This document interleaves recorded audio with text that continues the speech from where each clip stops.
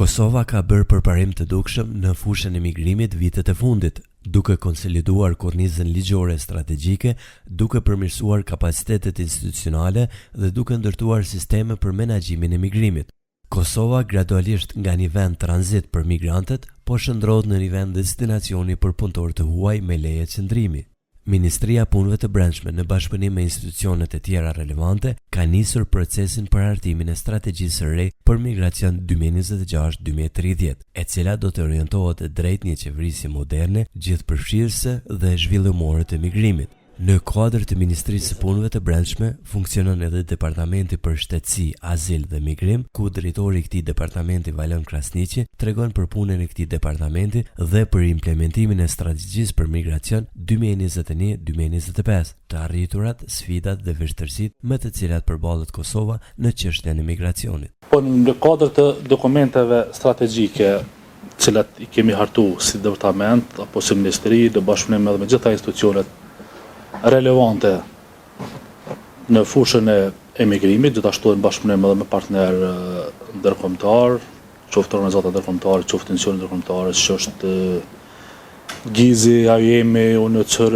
dhe organizata tjera, kemi përgatitur dokumente të ndryshme strategjike, ndërto është strategjia aktuale 2021-2025.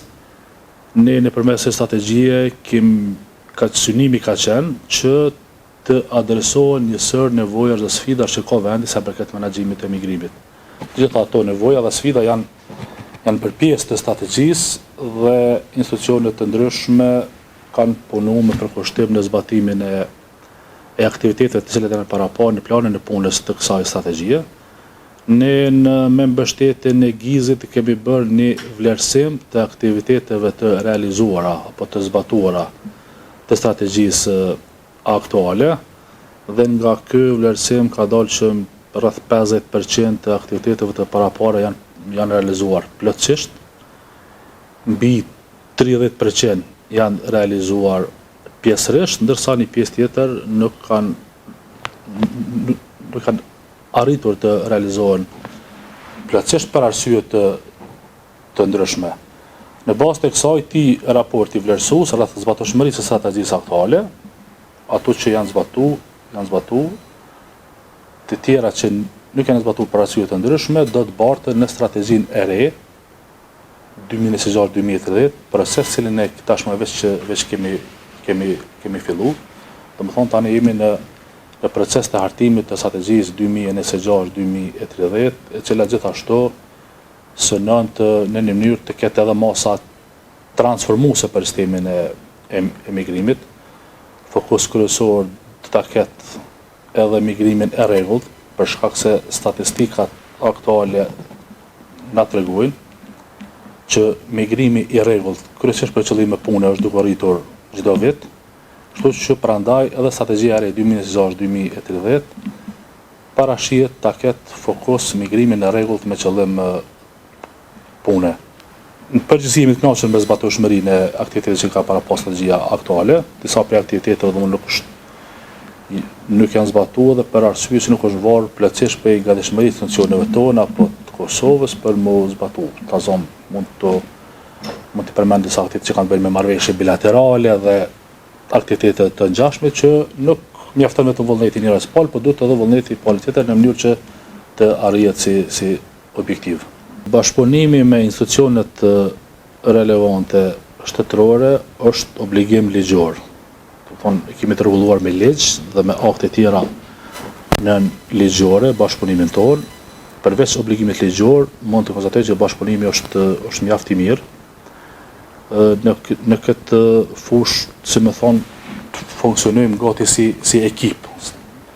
Si ekip, secili duke e kryer punën dhe mandatin që ka si institucion. Që bashkëpunimi është mjaft i mirë, po ashtu kemi një bashkëpunim të shkëlqyer edhe me organizata ndërkombëtare, me organizata vendore, me organizata ndërkombëtare në fushën e emigracionit.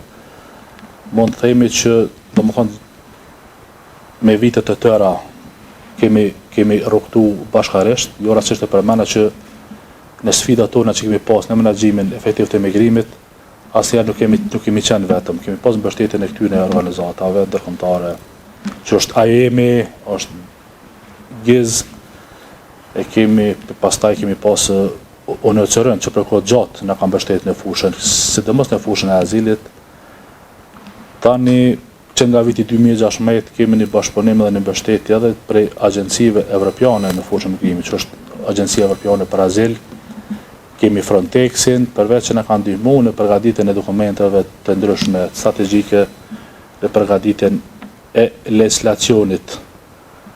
Gjithnjë të i marrë parasysh praktikat më të mira evropiane për shkak edhe të ekspertizës që kanë, na kanë ndihmuar në konsolidimin përgjithësi të institucioneve në menaxhimin e institucioneve që merren me menaxhimin e emigrimit, kështu që mbështetja, domethënë, është shumë dimensionale dhe ne kemi përfituar jashtëzakonisht shumë nga ajo mbështetje, ndërsa to suksesi që po i përmendim që është konsoliduar sistemi i azilit të emigrimit, dhe është duke falendëruar edhe për kushtimet e zyrtarëve, të institucioneve tona, por është duke i falendëruar edhe mbështetjes të madhe që kemi marrë qoftë nga organizatat ndërkombëtare, por edhe nga organizatat vendore të specializuara në fushën e migrimit. Kështu që rezultatet nga kjo mbështetje janë të prekshme, janë të qëndrueshme, ky bashkëpunim do të vazhdojë edhe në të ardhmen.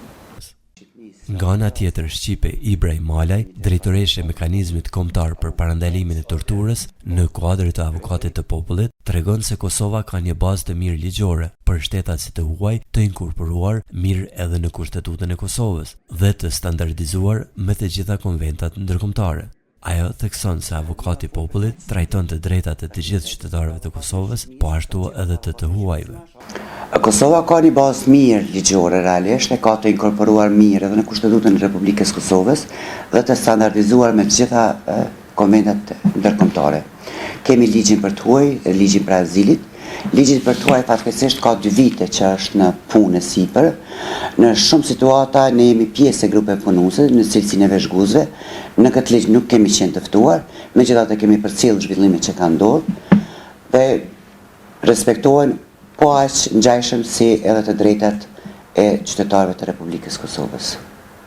Nga ana tjetër, avokati Anton Drecaj tha se shumica për emigrantëve që vijnë e përdorin Kosovën si vend tranzit dhe kjo ndërlikon statusin e tyre juridik, ku nuk është e qartë a janë migrant, a janë azil kërkues, pra kjo bën të ndërlikuar edhe aspektin e mbrojtjes ligjore, aq më tepër kur kemi të bëjmë me gra. Sipas tij, hallka e institucioneve që merren me menaxhimin e emigrimit në Kosovë nuk është shumë e strukturuar. Prandaj, ky është problemi kryesor i bushllëkut ligjor që migrantët nuk kanë një status të qartë. Jo vetëm për gratë, por në përgjithësi për emigrantët që vinë në Kosovë ka një status të paqartë juridik. Statusit se çfarë forme janë, sepse shumica prej migrantëve që vinë në Kosovë janë vetëm si fazë tranzicioni. Natyrisht se statusi tyre juridik nuk është i qartë se a janë emigrant, a janë azil kërkues, apo si cili është statusi i qartë. Kjo bën të ndërlikuar edhe aspektin e mbrojtjes ligjore dhe qasjen e migrantëve, aq më tepër kur kemi të bëjmë me gratë migrante, të cilat potencialisht mund të jenë edhe nëna, mund të jenë edhe vajzat e moshës madhore, mund të jenë edhe gratë cilët vërtet kanë probleme shumë serioze, qoftë shëndetësore, qoftë për nevojën e përkujdesit mjekësor të vazhdueshëm dhe këtu kemi ne mungesa shumë të mëdha. Edhe në aspektin nëse flasim në aspektin e strehimit, nuk kemi si vend akoma nuk kemi kriju kushte adekuate edhe për strehimin, sepse në një vend ku e ka të rregulluar statusin për çështjen e migracionit, kanë institucionet cilat bashkëpunojnë në mënyrë zinxhirore, duke filluar nga hyrja, do të thotë nga kalimi i kufirit. Hyrja në kufi është institucioni i parë, janë policia, cilët mbledhin gjitha informacionet për personat ose për migrantët. Pastaj nga policia vendosen në objektet përkatëse, cilat ofrojnë, duhet të ofronin kushtet adekuate në mënyrë që ata të strehohen dhe më pastaj të inkuadron apo të involvon edhe institucionet tjera si në aspektit social dhe ai aspekti tjetër shëndetësor. këtë halk ne nuk e kemi të strukturuar mirë, prandaj kjo është edhe problemi kryesor i pushlekut ligjor që migrantët nuk kanë një status të qartë. Kur kemi të bëjmë me gratë, kemi shumë probleme sa i përket përkujdesit shëndetësor. Jo vetëm në aspektin e ilaçeve, por shumica e grave kanë edhe probleme sepse kryesisht gratë migrante të cilat i kemi për momentin në Kosovë, kryesisht pjesa më e madhe e tyre i vijnë nga zonat e luftës, nga zona ku këto gra kanë përjetuar trauma të mëdha psiqike, shëndetësore dhe kemi mungesë të aspektit të ofrimit të këtij përkujdesi. Kjo bën edhe më të vështirë jetën e tyre për të kaluar situatat cilat kanë përjetuar gjatë periudhës në vendin ku kanë nga vendi i origjinës ku dhe kanë ardhur. Tash është edhe një çështje tjetër, është edhe kur them statusi i pakjartë, ekziston edhe rreziku tjetër potencial që të njëjtat të janë viktime të trafikimit të qenieve njerëzore, të janë viktime e abuzimit dhe detyrimit të ushtrimit të prostitucionit. Ne kemi pas situatat e tilla dhe kemi situata ku shtetasit e huaj ose gratë migrante apo vajzat migrante të moshës madhore detyrohen që të ushtrojnë për prostitucion nga grupet e caktuara organizuara kriminale. Dhe kjo e bën edhe më të vështirë pjesën e asaj të drejtave, mbrojtjen e të drejtave të migrantëve. Avokati Ndrecaj probleme sheh dhe harmonizimin e akteve ligjore dhe nënligjore të shtetit tonë me ato të Bashkimit Evropian që kanë të bëjnë me të huajt. Sipas tij, boshllëku qëndron që ne i kemi të inkorporuara këto standarde, por nuk jemi duke i zbatuar në përpikëri detyrimet, standardet që i kemi marrë për respektimin dhe sigurimin e drejtave, konkretisht për një kategori të veçantë që janë gratë migrante. Kosova është pjesë në kushtetutën tonë, kemi të integruara të gjitha konventa ndërkombëtare që kanë bëjnë me mbrojtjen e drejtave dhe lirive të njerëzit. Dhe këtë rast dhe secili qytetar, qoftë shtetas si Kosovës apo shtetas si cili do shtet tjetër qoftë, përfshi këtu edhe migrantët, atëherë natyrisht që edhe ata kanë të drejtat e tyre të garantuara konform standardeve ndërkombëtare. Kosova është obliguar dhe zotuar që përmes kushtetutës që t'i respektojë dhe t'i zbatojë edhe në praktikë. Po shllëku qëndron që ne kemi të inkorporuara këto standarde, por që ne si vend nuk jemi duke i zbatuar në përpikmëri standardet detyrimet ligjore cilët i kemi marrë për respektimin e drejtave të njerëzit dhe në rastin konkret për gratë migrante. Kur flasim për një kategori të veçantë për gratë migrante. Imagjinojeni një grua migrante e cila vjen nga një shtet, supozojmë është grua shtatzan, dhe çfarë vështirësisë ajo ka që të linë fëmijë. Nuk e kemi të përcaktuar mënyrë të rregull se si duhet vazhdoj procedura i lindjes e fëmijës. Dhe kjo e krijon atë boshllëkun në madh dhe pasigurinë ligjore të një gruaje migrante e cila mund të ndodhet në Kosovë. Sipas drejtorit të Departamentit për Shtetësi, Azil dhe Migrim, legjislacioni i Kosovës i trajton të gjithë të barabartë, kushdo që i plotson kushtet për leje qëndrim që parashej ligji për të huaj dhe azil. Ata pajisen me dokumentacione ose refuzohen nëse nuk plotësohen kriteret e përcaktuara, pavarësisht gjinisë, etnisë dhe origjinës. Divizioni për menaxhim dhe dhënat e migrimit, do thonë, ç'është thatë, është divizion që menaxhon me gjitha dhënat e Departamentit për Shtetësi e Azil dhe të gjitha divizioneve, qendrave, akomoduese dhe të tjera. Tash nëse marrim në total numrin e migrantëve që aktualisht për shembull nga janari deri në shtator janë dikon rreth 13.000, më shumë se 13.000 migrantë të rregull dhe të pa rregull.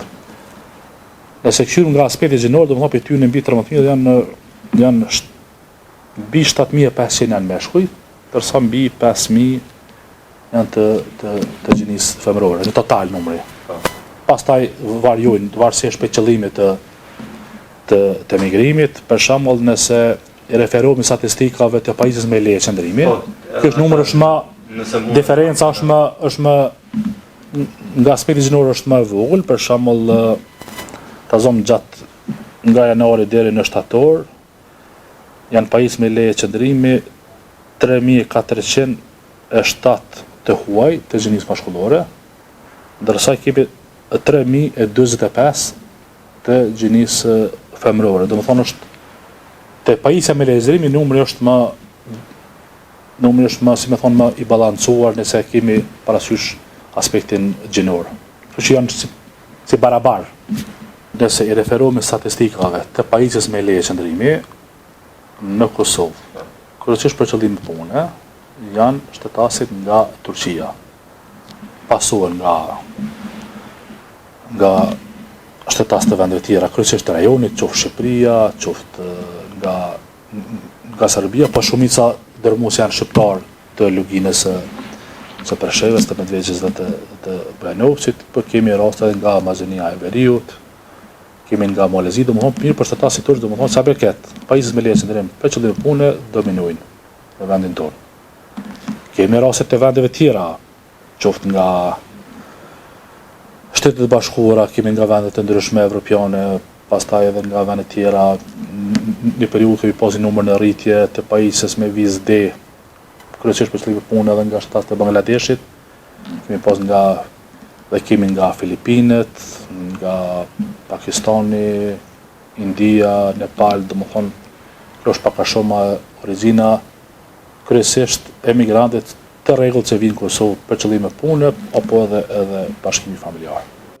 Krasniqi tregon se qendra për pritje të përkohshme të migrantëve është pjesë e ligjit të ri për të huaj. Ai tregon detaje për këtë qendër, e cila ka lehtësuar punën e institucioneve dhe përmes së cilës bëhet më mirë menaxhimi, profilizimi dhe kontrolli migrantëve të huaj që hyjnë në vendin tonë. Nuk ka ndonjë qendër specifike që i trajton vetëm gratë, mirë po në çdo objekt për migrant ka hapësira të veçanta për akomodimin e grave dhe familjeve, tha ndër tjera ai. Qendra e pritjes së përkohshme është themeluar në vitin 2022, me një vendim të veçantë. Me tani kjo qendër do të jetë pjesë e legjislacionit të ri për të huajt. Funksioni kryesor i kësaj qendre është me bë regjistrimin e migrantëve, me bë profilizimin e tyre dhe referimin e migrantëve të ndryshëm. Qendra që shtat domethënë menaxhohet nga Departamenti për Secilien e Migrimit kodër të misionerit të vëshme, mirë po profilizimin, regjistrimin dhe referimin e migrantëve bën Drejtoria për Migrim të huaj në kodër të policisë së Kosovës. Mund të themi që me themelimin e kësaj qendre është duke u menaxhuar më mirë migrimi i parregullt. Për shkak që në të kaluarën në mungesë të kësaj qendre kemi pasur raste ku policia ka hasur raste të migrantëve të cilët kanë qëndruar në mënyrë jo të rregullt dhe për lokalitete të ndryshme, qoftë në objekte të braktisura dhe lokalitete e tjera. Dhe me themelimin e kësaj qendre ne përveç që po menaxhohet më mirë migrimi i parregullt, është evitu në masë të madhe edhe nëse mund të themi kështu edhe kontrabandimi me migrantë apo trafikimi me qenie zore. Domthonë është nëpërmes kësaj qendre është ndër masa, domthonë ka pas efekt edhe në këtë fushë. Aktualisht kemi 20 migrantë, në këtë moment kur po flas domthonë raportin e sotëm, kemi 20 migrantë, kemi nga Egjipti, kemi nga Maroko, kemi nga Palestina, shumica dërmues janë meshkuj. Domethënë migrantët të cilët akomodohen në qendër në bazë të statistikave dhe raporteve që marrim, kryesisht janë meshkuj, persona individual të moshës së madhore. Kemi më pak të gjinisë femërore. Po ashtu drejtoresha e mekanizmit kombëtar për parandalimin e torturës në kuadër të Avokatit të Popullit, si organ monitorues i qendrave të migracionit në Kosovë, thekson se qendra për pritjen e përkohshme të migrantëve ka lehtësuar punën e qendrave të tjera, por edhe të institucioneve të cilat merren me menaxhimin e migrantëve të huaj që vijnë në vendin tonë. Ajo tregon edhe detaje gjatë monitorimit pa paralajmërim që kanë bërë në muajin shtator të këtij viti në qendrën për azil dhe kërkesat e paraqitura nga gratë të cilat ndodhen aty. Një lehtësim që e ka bërë Kosova është qendra e pritjes, e cila ka filluar të funksionojë shumë vonë, por që po lehtëson qendrën e azilit dhe mandati jonë është për të parë se sa po respektojnë të drejtat e personave që megjithatë ata konsiderohen të ndaluar, të privuar lirie, dhe për ne është me interes me pa se cilat kushte po i ofrohen personave që po mbahen në Kosovë. Kryesisht qendra e mbajtjes për të huaj në Vranidall që ndodhet, janë persona të cilët kalojnë nëpër Kosovë, të cilët nuk janë të interesuar për të qëndruar në Kosovë, mirë po dëshirojnë të shkojnë në vendet e treta, në vendet e Evropës, po ngjajshëm ndërsa ata që aplikojnë për azil vendosen në qendrat e azilit. Qendrën e azilit e kemi vizituar në shtator të këtij viti realisht, kemi nxjerrë një raport me rekomandime, i cili është i qatshëm në faqen zyrtare të Avokatit të Popullit, por nuk në atë aspektin që po e thoni sa respektojnë të drejtat e grave, nuk është që kemi një specifik të veçantë për me pa, mi po shiqojmë në të anësisë sa po respektojnë të drejtat. Nëse ju intereson për femrat në këtë rast, në qendrën e azilit, realisht pam një situatë ose morëm ankesa sa i përket femrave me fëmijë të cilat janë të vendosur në katën e dytë të qendrës së azilit, dhe të cilat kërkuan që të jetë një hapësinë e ndame për to, pasi që lëvizjet gjatë ditës po i kanë të vështirësuara për faktin se në katën e parë janë të vendosur mëshkuj ndaras të vetëm, dhe për to po paraqet një problem, kështu që ato thanë që shumicën e kohës po e kalojnë brenda në dhomë. Kjo është një e gjetur që ka dalë gjatë vizitës së fundit që kemi realizuar në qendrën e azilit dhe natyrisht që del një rekomandim i Avokatit të Popullit. Ndoshta sa për informacion për me e kuptuar më mirë mandatin e mekanizmit, fillimisht vizitat janë, siç e thash, pa paralajmërim. Kemi ekipa janë për dallim prej pjesës tjetër të stafit, kom punëtor social, kom psikolog, po edhe mjek parashien përveç juristëve. Do thotë një vizitë e përgjithshme duhet jetë e kompletuar nga gjithë stafi i profesioneve të ndryshme, sepse shiqojmë pjesë të ndryshme gjatë një monitorimi.